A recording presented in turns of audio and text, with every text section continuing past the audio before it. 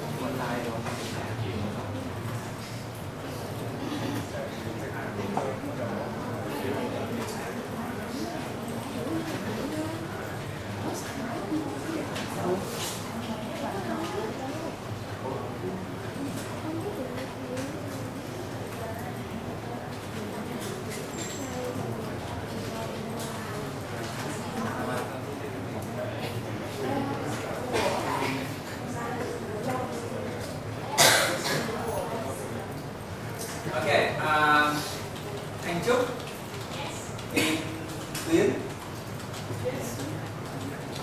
Thúy Vân, Vì Vân, Hải Yến, and Liêm.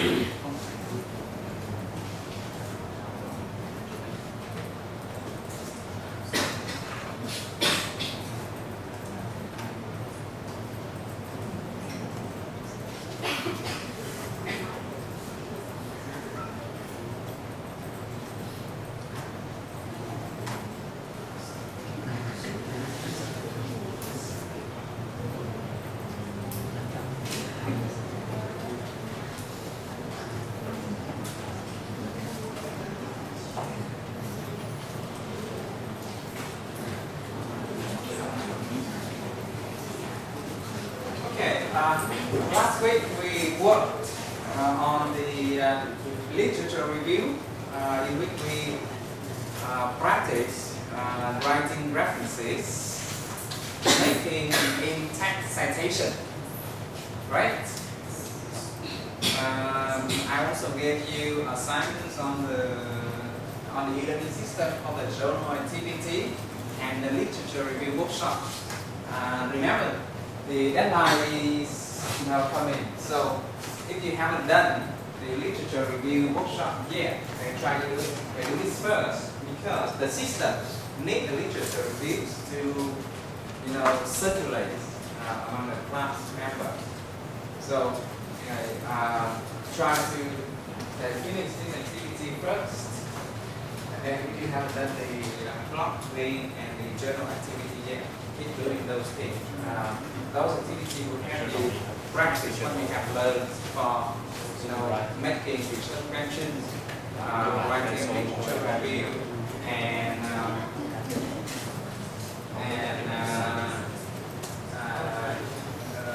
making in-text citation, making references. Now, before we move on to the next topic on research design, I just want to make sure that we review the research questions that you posted here on the OU blog.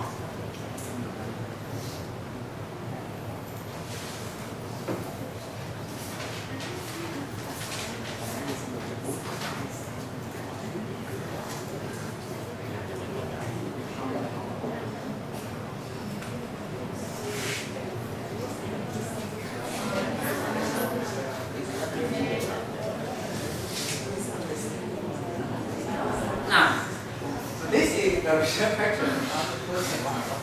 Do you want to be the volunteer scientist to draw this secret curtain? Yeah, it's about working with people who have the supernatural power, who can communicate with the dead. Right. But let's forget the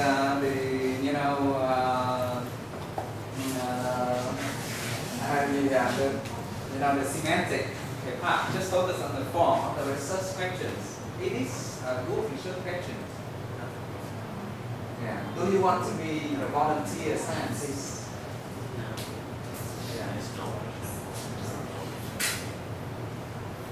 Now, if the research question simply requires people to say yes or no, then it's a survey question.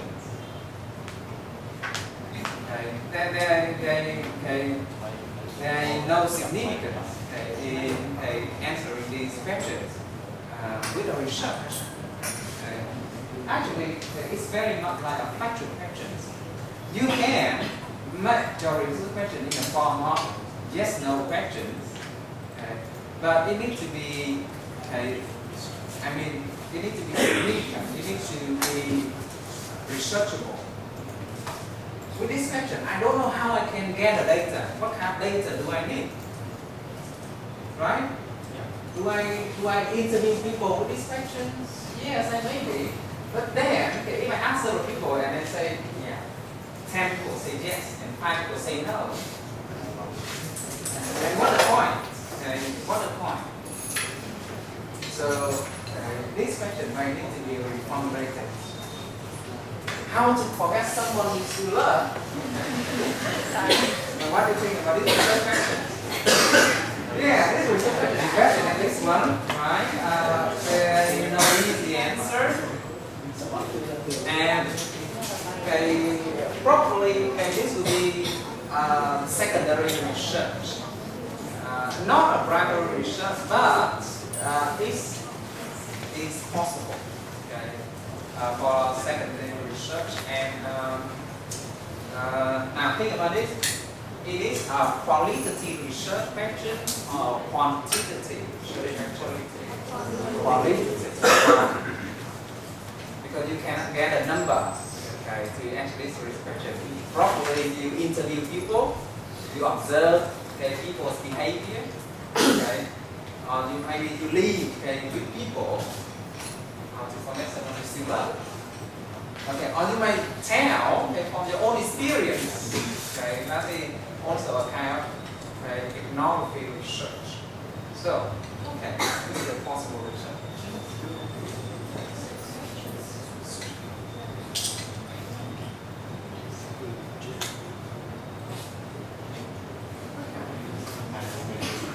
This one.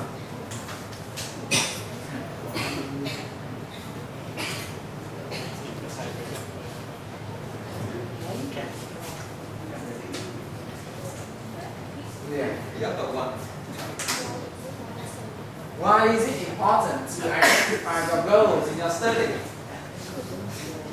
Is it a good research question? No, because it's too vague, ambiguous. I don't know, okay, what kind of answers, okay, I will come up with these questions, and I don't know, how we can get a data evidence, okay, in order to answer this question.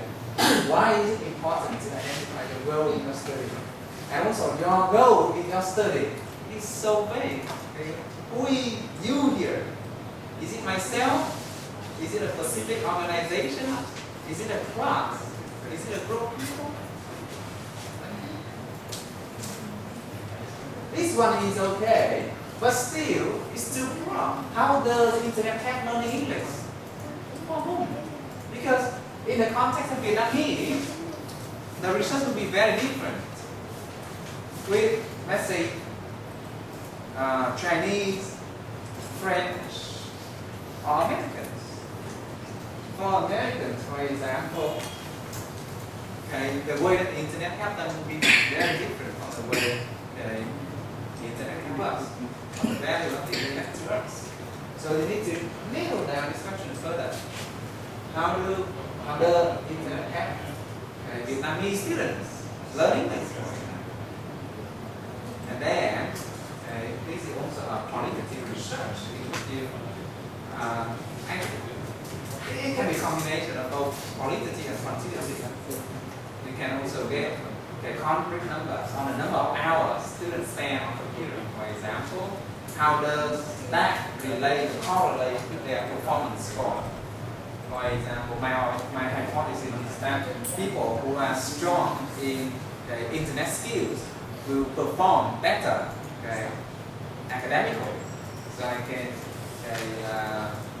get their academic score, and then I analyze the score to see if there is any connection between their performance and their internet skills.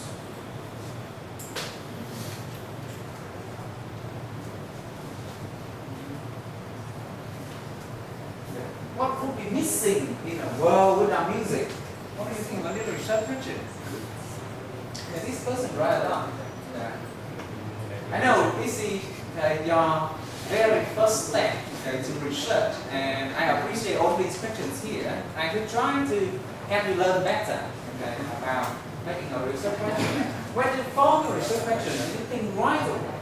Yeah, this is an interesting question. You should think right away about how you can answer this question through the systematic steps. I mean, first you need to gather data. What kind of data?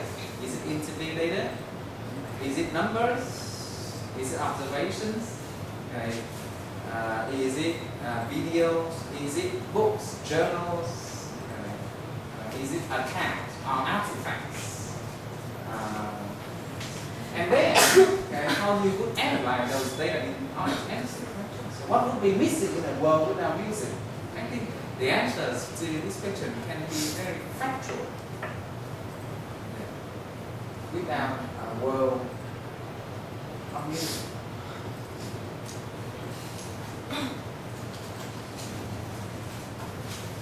It can be a good figurative questions in literature, but not a good research question. In a research question, you need to have clear goals, clear aims.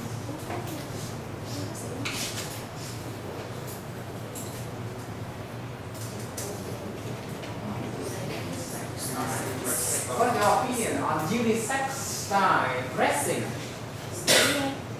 And what do you think are the factor? Syntax error, okay? What do you think? What are the factors that affect people who choose to wear unisex style? What do you think about these questions? Good. What's your opinion on unisex? Actually, when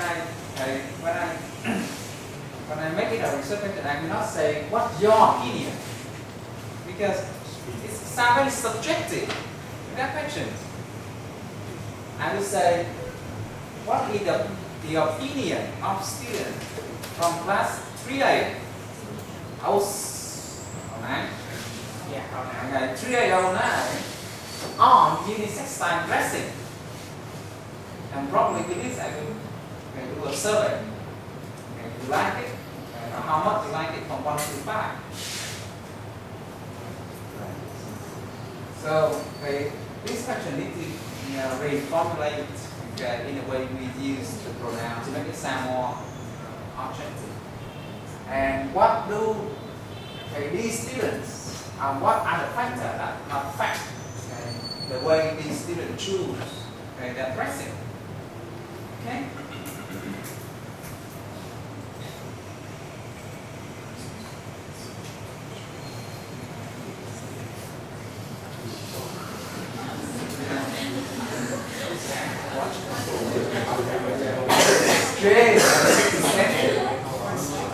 Now, what is the problem with research questions?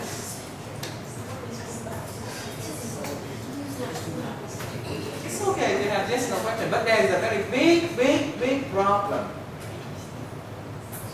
If you ask these few questions, guys, is it eccentric to watch cartoon when you are an adult? Probably the word eccentric here is a guiding word. Nobody wants to admit that, well, I am eccentric. You see the point? So let me say, no, it's not eccentric. I know everybody what to do. But I don't want to be in the eccentric list. So, this question will generate form data. When you ask people,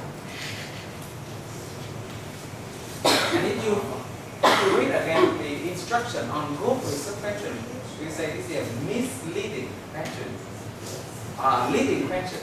You lead people to a certain extent with the way you make a question, because nobody wants themselves to be on the eccentric list.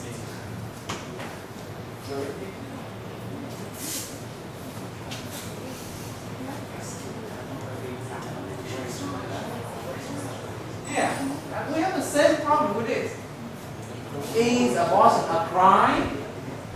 This can be a philosophy question, and this can be a theory, not a research question.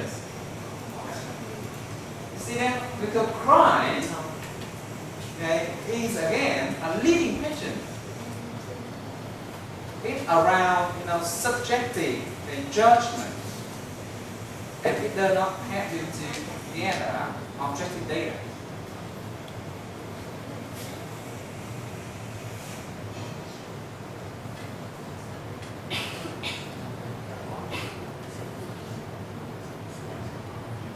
Alright, I think that the guideline for good research question has already posted.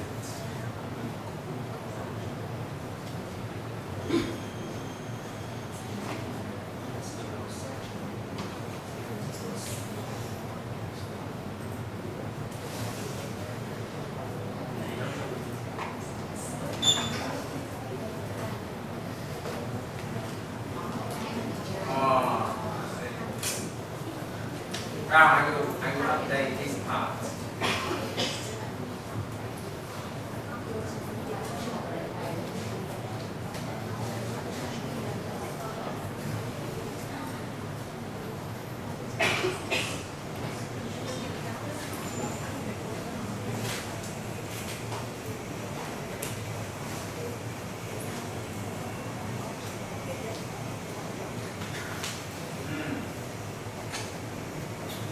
We upload some e-books to the system and point it to the pages that you can do more reading on group research pages.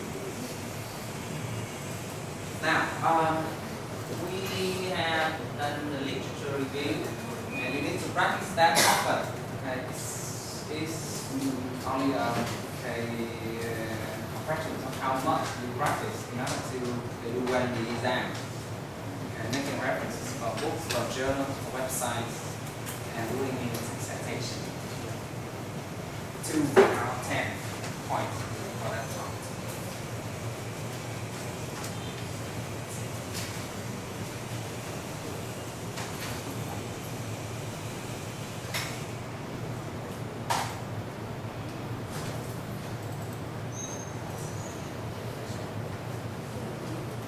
Okay. We move on to the battle between qualitative research and quantitative research here. Okay, starting from this week, we will talk about research methodology, research designs, and efficiency on the representative research on the topic. It's very much like Jim and John. When we talk about qualitative and quantitative research, we need this, we have this, and we need this, we have this. So, sometimes it's very hard to say this is purely quantitative, or this is purely quantitative. We need both kinds of research in order to add a wider power to our research design, especially research in social sciences. Why? Because in education, in social sciences, we do research mostly on people. And with people, you can always measure everything objectively. You need to add in what you observe. You need to add in people's opinion in order to generate a more complete picture. In natural sciences, quantitative the main research paradigm, and people favor this because everything can be measured accurately, everything can be proved objectively. But in education, in our field, linguistics, social sciences, we favor both. And in some time, it's almost impossible to have, quantitative research.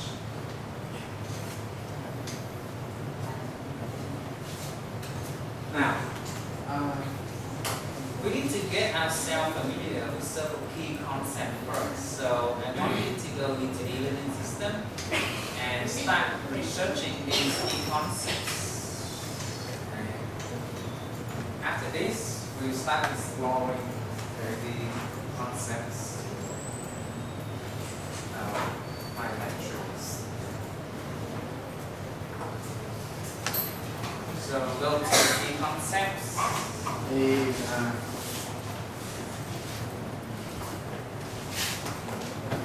Our system.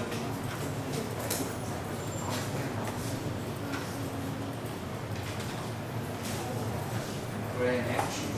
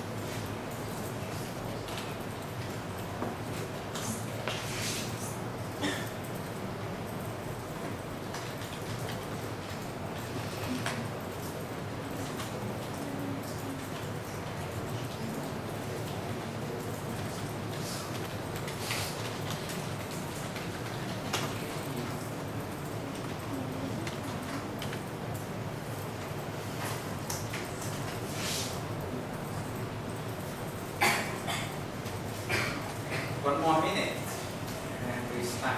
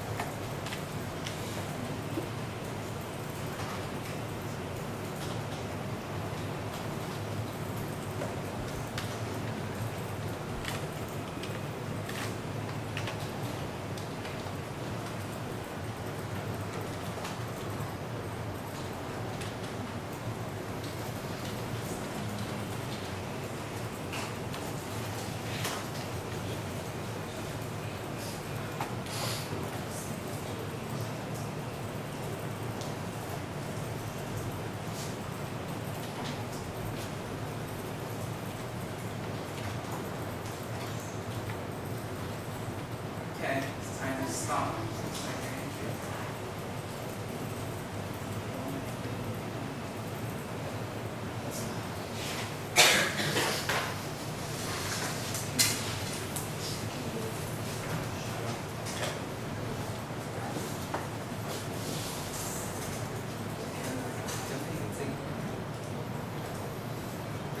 Đó, sang thứ bảy này.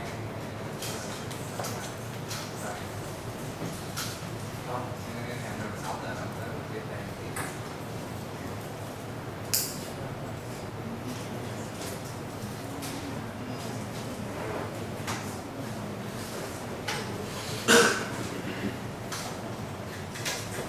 alright, we need to explore some key concepts, and it's easier to start with quantitative research where everything is clear, objective, before you move on from qualitative research. So we spend about 2 or 3 weeks on this topic, and that's a lot of time. And we will move on with qualitative research for the 1 week. For the exam, you mainly work on quantitative research. Also, if you have a chance to do the graduation thesis, we expect you to do quantitative research. Because quantitative research is easier for you to do when you are not very experienced. If you want to observe other people, if you want to interview other people, you need to have very strong research skill. Now, the first thing that we need to pay attention to is the difference between primary and secondary data. Primary data are the data that you yourself collect as a researcher. So these can come from survey, you design a questionnaire, and you can now to everybody. You get the answer, you compile and analyze using SPSS, using Excel. It can be interviewed. This can be individual interview where you invite people to come, or it can be focus group interview. I mean, you can interview 5 or even 10 students, or even larger group, normally from 5 to 10 students at a time. And then you transcribe the interview. You create a table describing the students' feedback. It can be questionnaires in which the student answer both the open questions, what is your opinion about something, or the objective objective questions, how much do you like wearing áo dài at school, from 1 to 5. 1, not at all. 5, a lot. Now, secondary data data that other people have collected, have generated, and you only need to use. So these can be journals, articles. You can see, for example, quantity, the TESOL quantity. It can be books. It can be census data. What does census mean? For example, the population census. Okay, we do it, I think, every 5 years. That you know, how big our population is. A census. Điều tra. It can be newspapers, can be biography, and all sources. I think the prefix of this can tell you all quant here has to do with quantitative number, things that can be measured. So quantitative data deals with number, things like how tall you are, how high something is, the area, the body, the weight, the speed, the time, temperature, humidity, sound level, cost, age. All of these can be measured using numbers, and they are called quantitative. Now, this is just the quantitative data from the class that I taught last year. But suppose, how many students are in class? 30. Actually 35 students. Yeah. Good. It's small class for our department.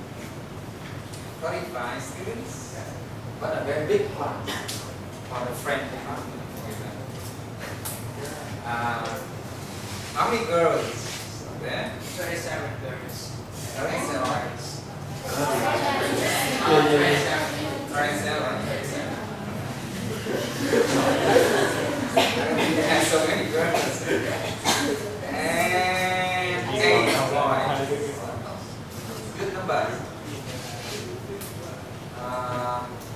I think to go to this, how many people do you know to this city? We need to have a survey. Okay. How many people learn French? Nobody? That's the idea. Let's say 10 people learn French. More and more people learn Chinese these days.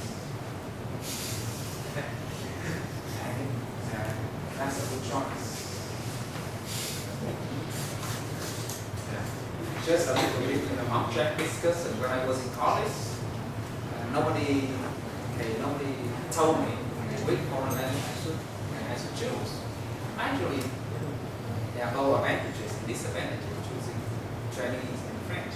When you choose French, you know more about English, you know more about Latin, suffixes, prefixes, and also you remember your French very long thanks to your English. You will also make progress very quickly. So after 2 years learning French here, you reach the elementary level, and that's enough for you to read French newspapers. To read French newspapers, because 60% of the vocabulary of English come from French. There was a long time of domination of French people over the British Iceland. So that is the advantage of learning French. However, when I graduated and up to now, I have no chance to use my French. Whenever I want to look for reading materials, it's always English. They are plentiful in English. Whenever I come to French-speaking regions, like Canada, or even the Francophone regions, when I travel to Thailand to attend conferences there, you know, they insist on speaking French only in meetings. And when you speak English to them, all French people can speak English. Yeah. Okay. If somebody say okay, they are proficient in both French and English, you can tell originally they learn French, or they are from the department of French. They always learn English as their second language. But English students do not always choose French as a second language. So I have no chance to practice speaking them because after sometimes struggling, they communicate in French and switch to English. Alright. But then, you know, for Chinese, it's very hard for them to make progress at the beginning stage. Very, very hard. And this is the bad news. You forget most of what you learn, especially with the character and with the script. I spent several years learning a lot of Chinese, but I don't think I can write up now. And I just quit only 3 years ago, I think. 3 years ago, and I forget most of the stuff. When I look at the character, I can remember, I can recognize them. But now I forget most of them because I don't have a chance to practice. But I can understand quite well when people speak Chinese. The beauty of learning Chinese for you is that later on when you do translations, you have to come up with words that do not exist in English Vietnamese dictionary. I mean, new words and jargons, new terms in several fields, and you have to translate those new words without the help of English Vietnamese dictionaries. And that's when we need the Chinese. In those cases, I will look at new words in English Chinese dictionaries, and then based on the Chinese, the sounds in Chinese, you make up a word, Vietnamese, and it always works. It always works. For example, recently I had to translate a book on grammatology. It's not about grammar. It's, when you look that up in the dictionary, it says art of writing. Art of writing. How do you translate that? That's book title. You cannot say văn pháp học because that's not the meaning. You cannot say viết học. It sounds so unpleasant for the ears. And you cannot say nghệ thuật viết because it's not about the art of writing. It's about how you formulate your ideas, how you present your ideas, and how you write beautifully, all those stuff. So when I look at that in English and Chinese dictionaries, it's one to swear. How do you translate that into Vietnamese? One to swear. One to out. It sounds great, right? Alright, so that's object, discussion. But I just say there are both advantages and disadvantages of learning French and Chinese, and I just tell you that in order to back. So when I was in college, I didn't know anything about that. Yes, you see how you put Okay. So these are the measurable things.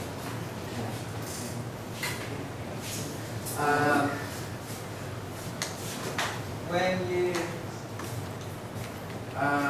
work with qualitative data, you cannot measure in numbers. Things like opinions, belief, ideas, preferences, smell, taste, appearance, beauty, how beautiful somebody is. It's very hard to measure in number. Although you can use the number, but it's not exact. it's not too bad.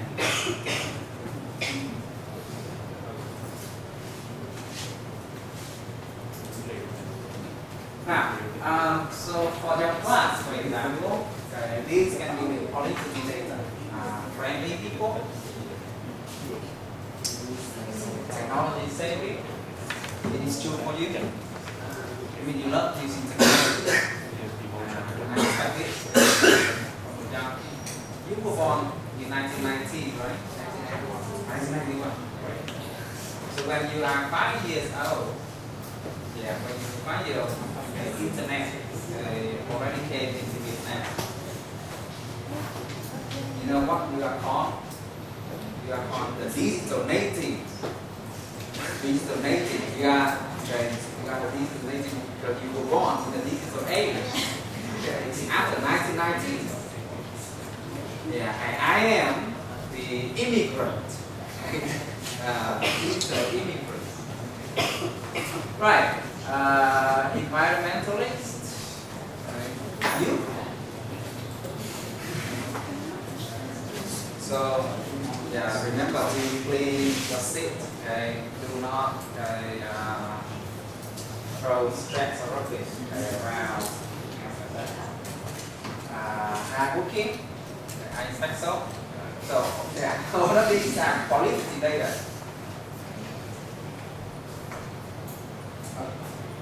Now, start with the key concept that you have just done in the course of activity.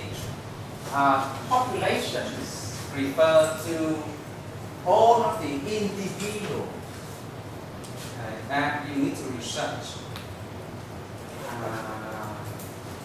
How do you translate it into Vietnamese?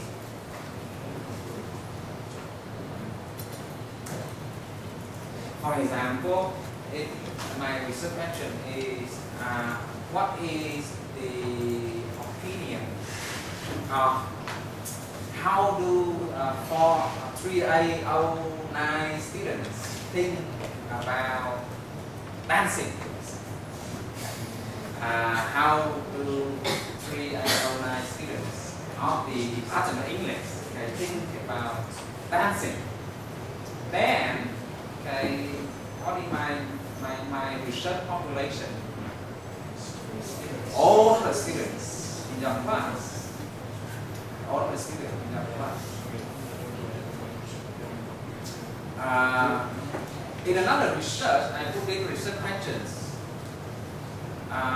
The influence, how the e-learning, what we are using here, how the e-learning influence students' performance in Ho Chi Minh City University of Education. Then what is my research population? All of the students, nearly 15,000 mainstream students in our university. So how do you translate it into Vietnamese? Good. Đó là good start. Tổng thể ok. In some books, you might come with dân số. This doesn't have anything to do with the relations. It is about all the individual. How you research.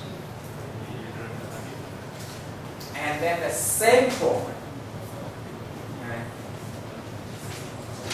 To put it more simply, it's the group on which information is obtained. So if I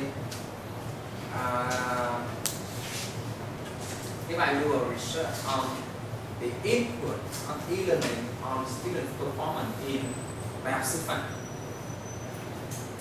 it's impossible for me to interview all of the 15,000 students, right? And also, it's impossible for me to give 15,000 questionnaires. In this case, I will randomly select, let's say,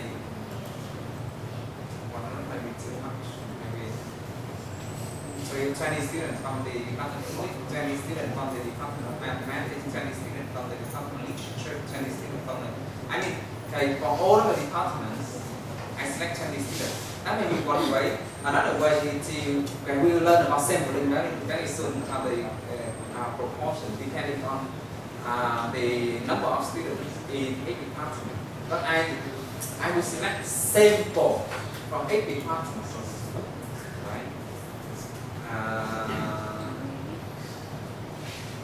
No, I select representative group from each department, and I call it sample. And the means we call this mẫu. Mẫu cũng kê nữa. Mẫu cũng kê. Normally we work with sample. We work with sample.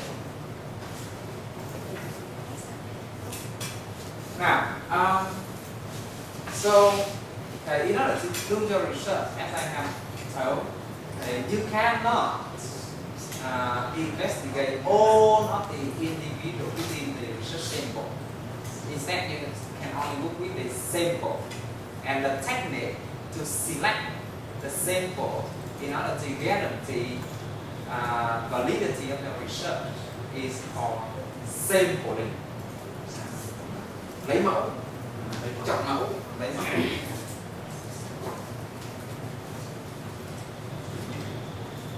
Now, there are two kinds of sampling. One is probability sampling. Probability means random. You do the sampling randomly. Another type of sampling is non-probability sampling or convenient sampling. We select a sample not randomly.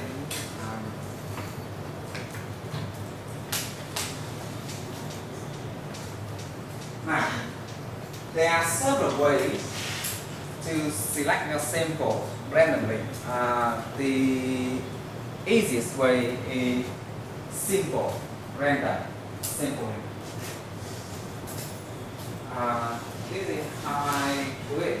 If I want to select, let's say 10 students from your class to interview, I simply write all of your names on pieces of paper, put all of the pieces in the box, mix them up, and I pick out 10 students. Very simple, random. Now they have a computer. We often use a computer to randomize sample. We have a list there, and then we click on the random function. It will randomly select the number of individual we want. Another technique that is discussed in the textbook is on the random number table. It's very much the same procedure that I told you. You number the population from 0 to n. Okay. You put a number on each of the students, okay. And then you pick a random place, okay, on the number table. You can use the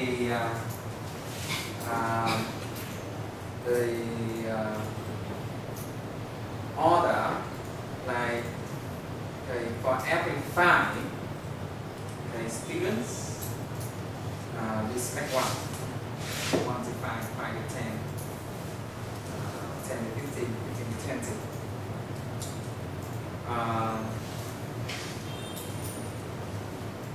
Now, this kind of sampling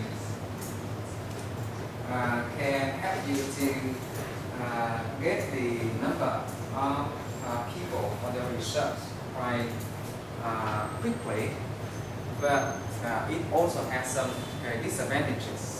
Like, let's say in this class there are 27 girls, right? 8 boys, right?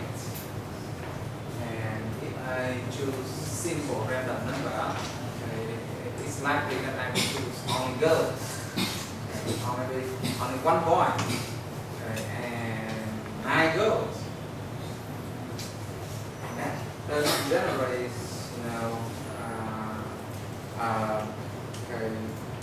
what we call correct pictures based on the ratio of the individual. So, the disadvantage of simple random numbering is that fake results can sometimes be obtained. I mean, people who do not actually represent the truth.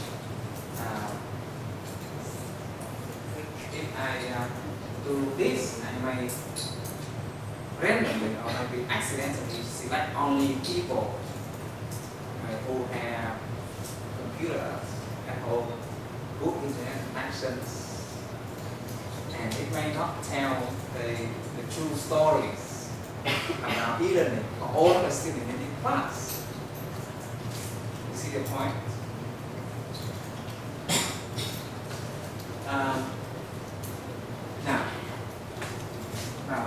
So we need several different other ways of doing sampling rather than simple randomly.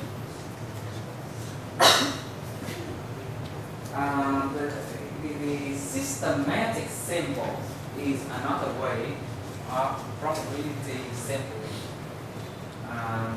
Items are chosen in a population in a fixed group. Something like this. I will number all of you. Like 1, 2, 3, 4, 5, 6. So each of you sit at a number here. Right. Now I want all of the people sitting at the computer. Let's say 5, 10, 15, 20, 25, 30 to be selected. That's the systematic. We follow a rule, a fifth rule. I may divide the whole class, let's say, into 10 groups. So they have 37 students. When I divide into 10, I get 4. Right? And I will get students from 8, 12, 16, 20, 24, 28, 32, 36. Right? So that is systematic sampling. It's not simple using these rules. Now, it can eliminate bias if we sample this way. However, in several rare cases, the pattern used for the sample might coincide with a pattern in the populations. For example,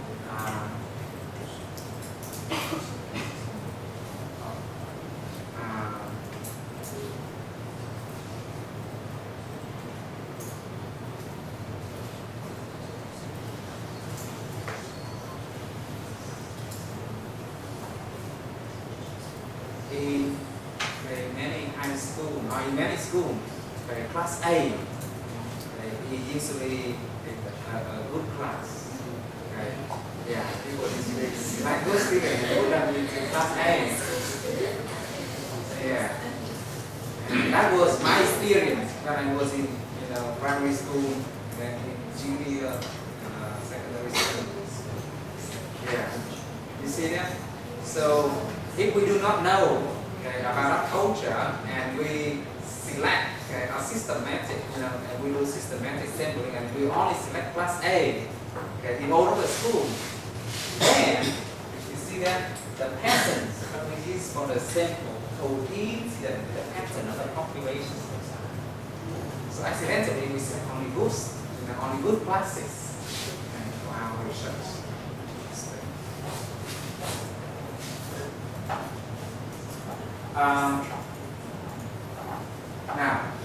This leads to another strategy for sampling called stratify sampling.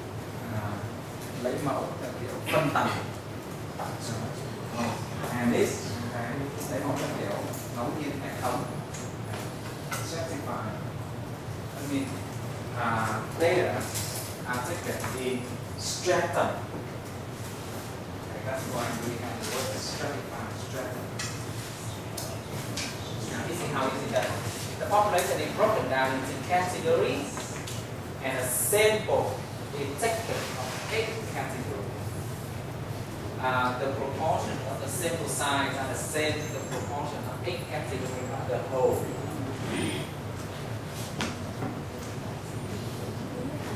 And this is used very often in quantitative research in order to ensure that you get the best data. For example, when I do a study on the influence of e-learning on students in Đại học Sư phạm, I know that in Đại học Sư phạm, the different departments have different number of students. For example, there are many students in the English department. In our department, there are around 1,200 mainstream students, right? In the department of Russians, they have 100 students. Now they have nearly 200. They have 200. And in the French department, they also have around 200 students. Mainstream. So, I cannot select 100 students from the English department and 100 students from the French department, 100 students from the department of Russian, because I may generate incomplete pictures considering the proportions of the populations to the whole university. So, I select, let's say, 20% or 10% of the students from each department. So in the English department, that would be 120 students. In the department of French, it would be 20 students only. In the department of Russian, 20 students only. Can you see that? That's it called stratified sampling. Is it clear? Now, apart from that, we also have cluster sampling. Nó theo kiểu từng khu và nhóm. Now, it is used when the populations is broken down into different categories of cluster. And this time, rather than taking sample from each cluster, a random selection of cluster is chosen to represent the whole. What does it mean? Now, I want to do studies on shopping habits of Vietnamese people. Right? So in Vietnam, there are many provinces. Up to now, how many provinces do we have?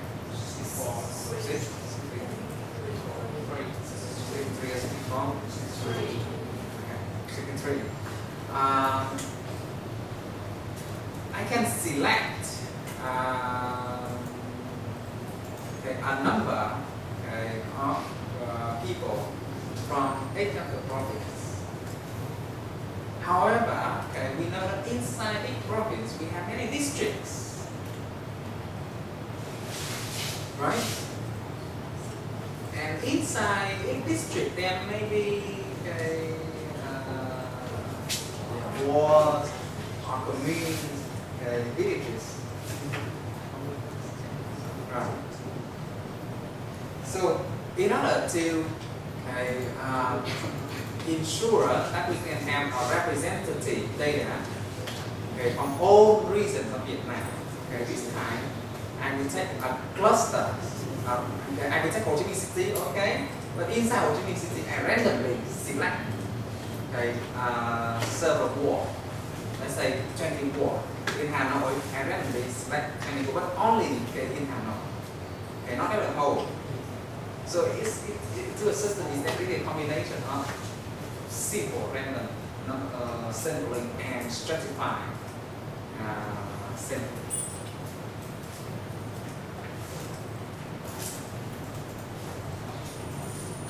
Now, the advantage of this is that it's less expensive, less time consuming, than carrying out a fully random sampling, and it can help to show reasonable variations. This is the point. Now, the disadvantage of this is that it can lead to biased results if you only select a few clusters. Now, cluster sampling is only used for very large scale research, very big populations, especially over a vast area. All right. So, to sum up, for the probability sampling, how many techniques do we have? Simple, systematic, stratified, and cluster. The four different ways of probability sampling. That involves, to a certain extent, randomizing. For non-probability sampling, we have 5 different ways to get a sample. Convenient sampling. It means that we will take whatever we have, what is available.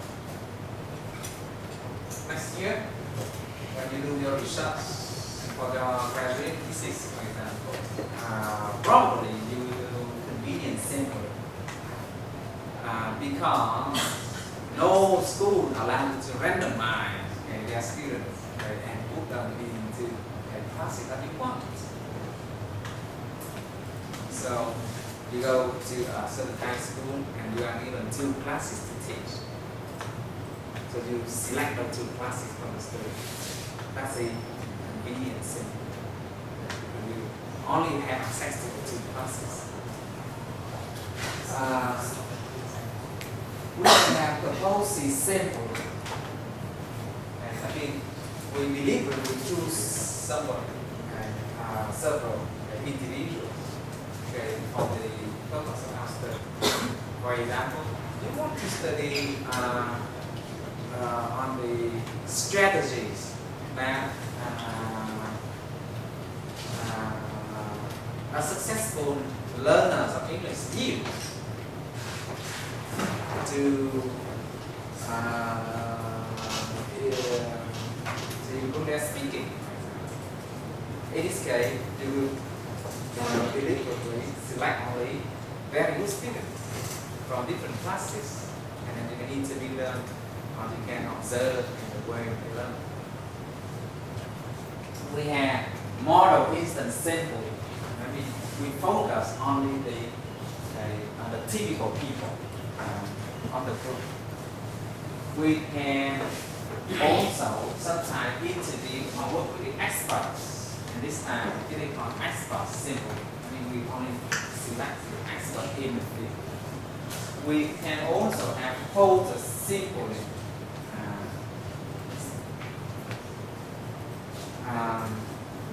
I mean, you do not randomize, but you have the budget to interview 50 students. So you keep finding any student that you meet that you can interview until you meet the number of 50, and that is called cohort sampling.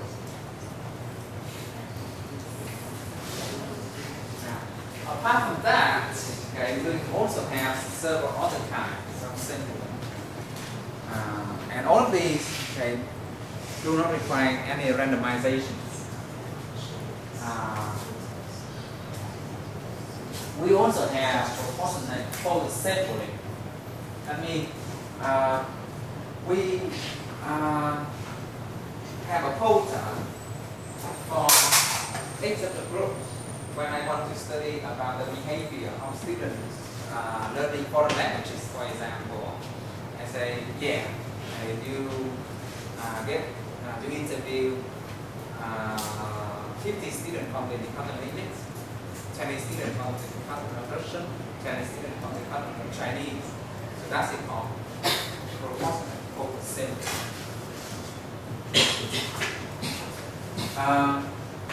Now, the difference between proportionate and non-proportionate is that you do not need to respect the ratio on the proportion.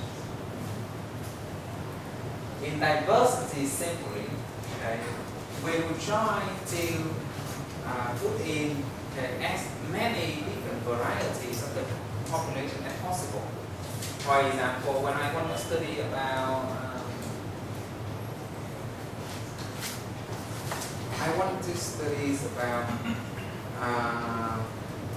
let's say students' opinions on the credit-based training system. We are year-based, right? Not credit-based. In the case study, I want to know the different group of students. I want to know opinion from different groups. And diversity sampling will be useful.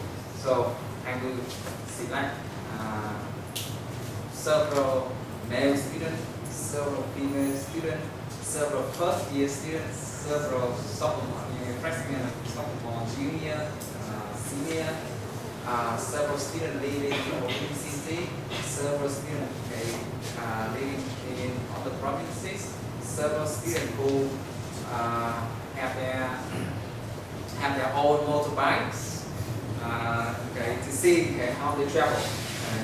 Several students who have computer internet connection, several people without internet connection,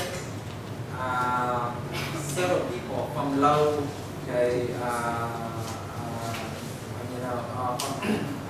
economic background, several students from a better economic background, and with all those people in order to see the varieties within the research population. That's called diversity system. Now, another interesting technique is called snowball symbol. You know snowball? Snowball, when you rain down, slowly gather more snow. So this is it. I want to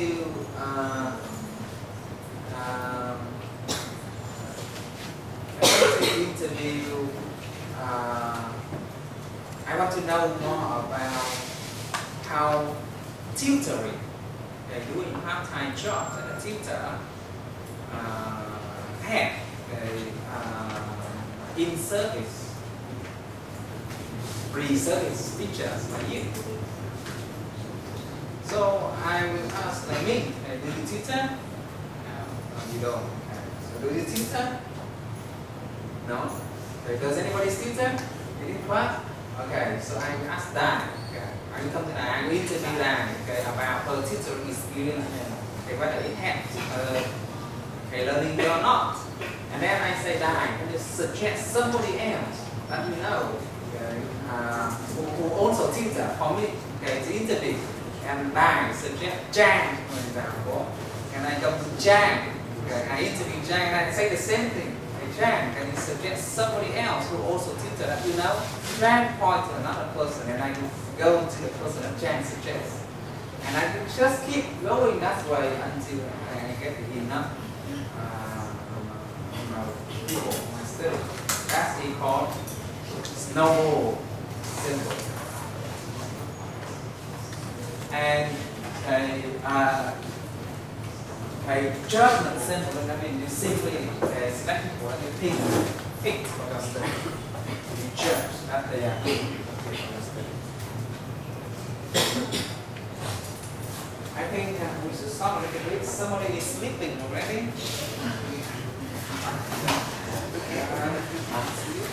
we start working on the variable.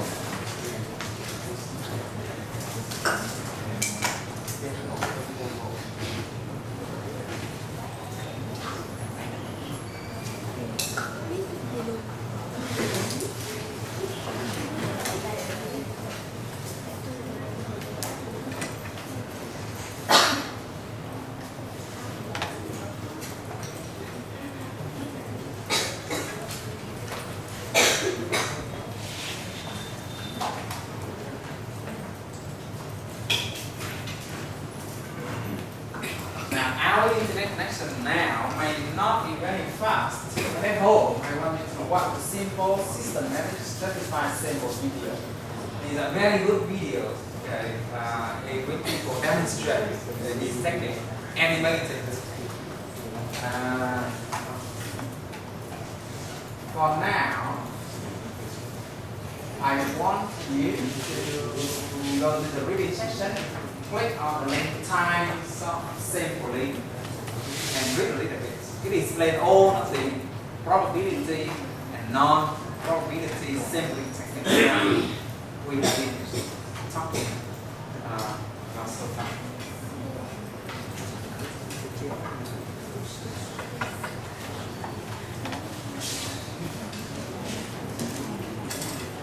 Where you are.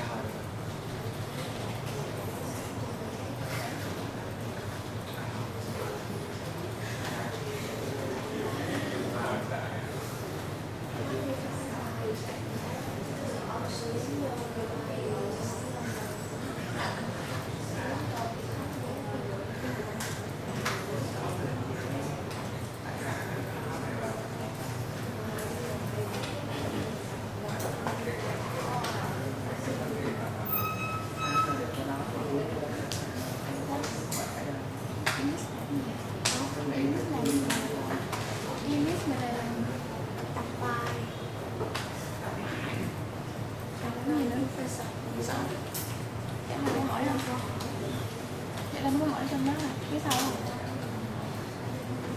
Cô sẽ hướng dẫn cho mình học động tác trả lời câu hỏi.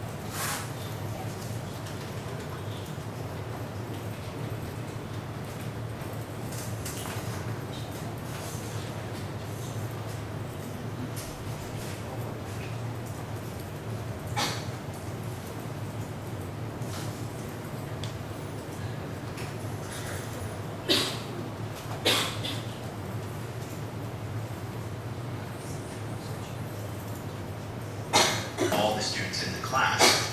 And sample is just the 6 that you're going to grab from that class to ask them some survey questions. All right, so let me introduce you to your class.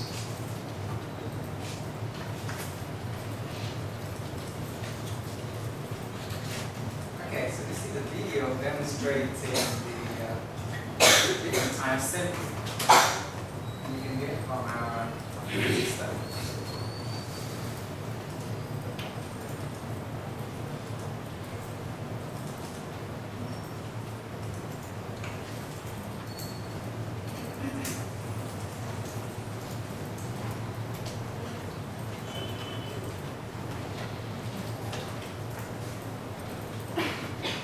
In this clip, we're going to have a look.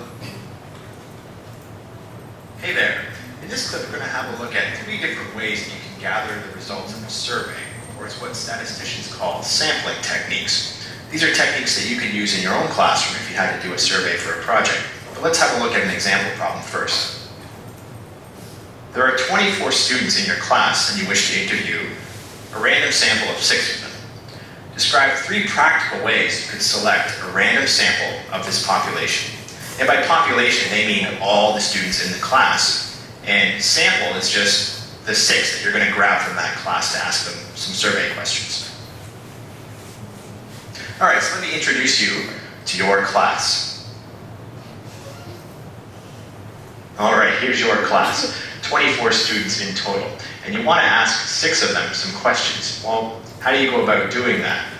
Let's start with the first way, the simplest way, which is just called the simple random sampling technique.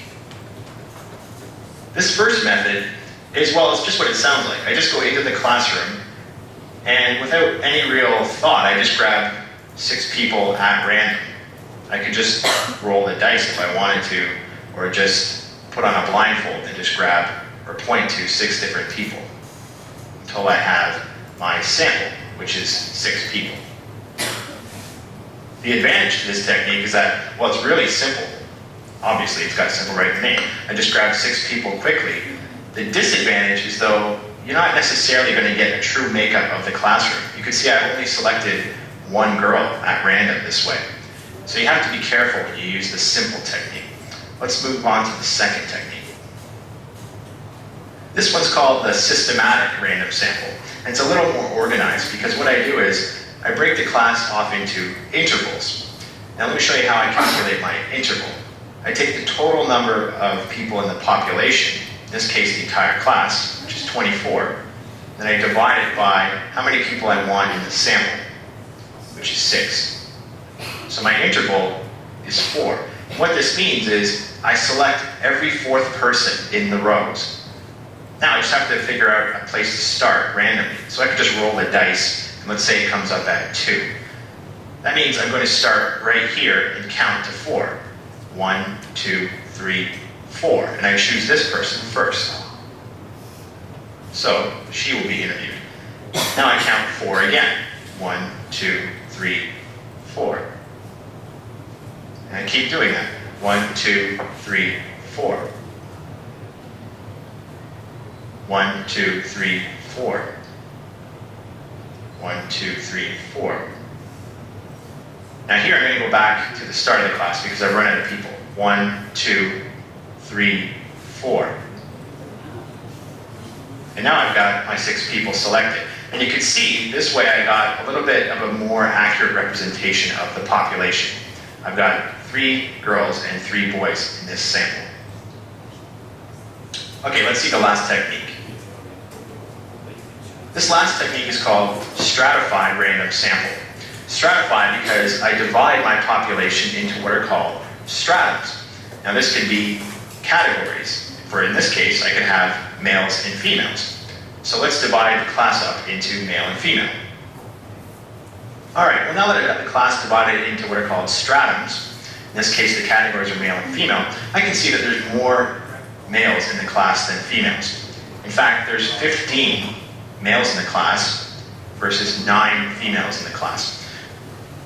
When I select my students at random, I want my sample to be representative of the population, the entire class. And since there are more males in the class than females, my finished sample should have more males. So I'm going to take 1/3 of the males in the class. So I'm randomly choosing 5 males because 5 is 1/3 of 15. And I'll do the same for the females. I'll randomly choose 3 females because 3 is 1/3 of 9. And there I can see my finished sample is a little more representative of the way the class actually looks, having more males than females. And there we have it, 3 different ways to take random samples from a population: simple, systematic, and stratified.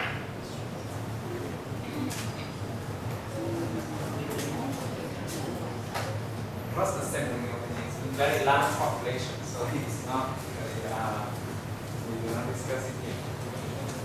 I think it's time to call it a day now. Yeah, you can't wait to leave. I can tell that from your face. So I go back to the tutorial movies and review the opening and then the concept. Next week we go on with the variables and some of the formulation exam. Any questions or comments before we leave?